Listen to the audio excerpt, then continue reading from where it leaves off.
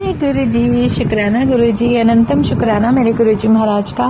ओम नमः शिवाय, शिव जी सदा सहाय। ओम नमः शिवाय, गुरु जी सदा सहाय। शुक्राना अनंतम शुक्राना।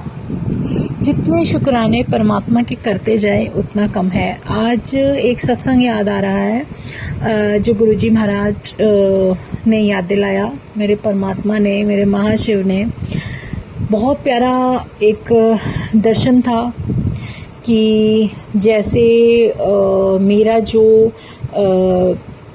जहाँ पर बेडरूम है वहाँ बेड नहीं है, ऐसा दिखाया विज़न गुरुजी ने। वहाँ मेरा मंदिर लगा हुआ है और मंदिर के पास रेड कलर के पर्दे लगे हुए हैं और रेड कलर के पर्दे लगे हुए हैं और पता नहीं कैसे वो मंदिर टूट जाता है और पर्दे भी टूट जाते हैं और तभी उसके अंदर जो बैठे मेरे शिव थे वो भी टूट जाते हैं। और ऐसा कुछ विज़न था जो गुरुजी दिखा रहे थे कि कौन सा कष्ट कैसे उतरवा रहे हैं। फिर मुझे मेरे गुरुजी साक्षात वही सिंपल पैंट शर्ट में दिखाई दिए और उन्होंने हाथ में बहुत ही मोटा अगरबत्तियों का बंच लिया हुआ है। अगरबत्तियों का बंच मतलब बहुत ही मोटा, जस्ट कि ये सोच लो कि जो हम एक होगा कम से कम 150, 200, 250 अगरबत्तियाँ होंगी, जो पूरा बंडल का बंडल गुरुजी ने हाथ में पकड़ा हुआ है और उसको जलाया है और धुआं कर रहे हैं। और तब मुझे दिख रहा है कि बहुत सारे ततैये जो हैं मेरे बालकनी की साइड से आ रहे हैं, जो कि गुरुजी ने वो उसका पहले से ही सॉल्यूशन कर दिया कि इतना सारा धुआं कर दिया कि वो जो हैं सारे चले गए। ऐसा विज़न देखा और मैं हैरान। मैंने कहा उस तरफ तो मेरा मंदिर भी नहीं है, वहाँ तो बेडरूम है, वहाँ ततैयों का क्या मतलब। उस रूम में उस वॉल पर मुझे मंदिर दिखाई दे रहा है। लेकिन चलो, जो गुरुजी महाराज ने दिखाया और वो कष्ट भी हटाया और वो सब कुछ जो भी था जैसे भी था, जिस तरीके से ये सब कुछ दिखा, बहुत मतलब एक्चुअली जैसे मैं अभी शेयर कर रही थी वो सब मेरी आंखों के सामने एज अ मूवी है।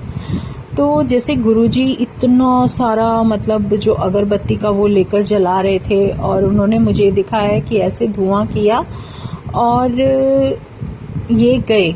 मतलब ये सारी प्रॉब्लम जो तुम्हें परेशान कर रही है ये जा रही है, इसको भेजने के लिए ये सब किया है।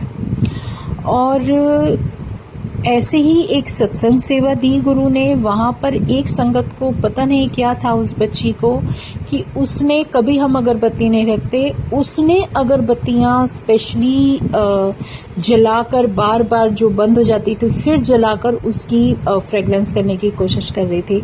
और गुरु ने पता नहीं क्यों दोनों चीज़ें एक साथ रिलेट कर दी और समझाया कि ये देख कैसे मतलब तुम्हारी लाइफ की जो प्रॉब्लम्स हैं कैसे हटा देते हैं। ये तो एक था, कभी हम समझ ही नहीं सकते कि उसकी कृपा हम पर बरस कैसे रही होती है। तो जैसे ये ततैयों का सीन हुआ, तो जब ये गुरुजी का मुझे दिखा विज़न, तो उसके कुछ टाइम बाद जब घर के अंदर रेनोवेट कराया गया ये फ्लोर, तो जो वहाँ पर बालकनी में जहाँ पर हमने थोड़ा सा वो फ़ैन के लिए जो एक स्पेस छुड़वाया था, वहाँ उसको कवर कर दिया था कि फ़ैन की ज़रूरत नहीं है बट लाइट भी ज़रूरत नहीं है, बहुत एक्स्ट्रा में हो रही है तो इसको बंद कर दो। तो उसके अंदर जो छोटी छोटी स्पेस थी वहाँ से ततैये अंदर जा रहे थे और बहुत सारे होंगे कम से कम।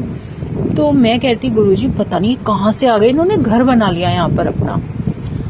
और फिर एक दिन ऐसा आया कि अपने आप ही मुझे वहाँ पर सिर्फ डेड बॉडीज़ दिखी, ततैयों की सिर्फ डेड बॉडीज़ दिखी, वहाँ कुछ भी नहीं दिखा। समझ में नहीं आया, अपने आप ही, हमने कुछ नहीं किया।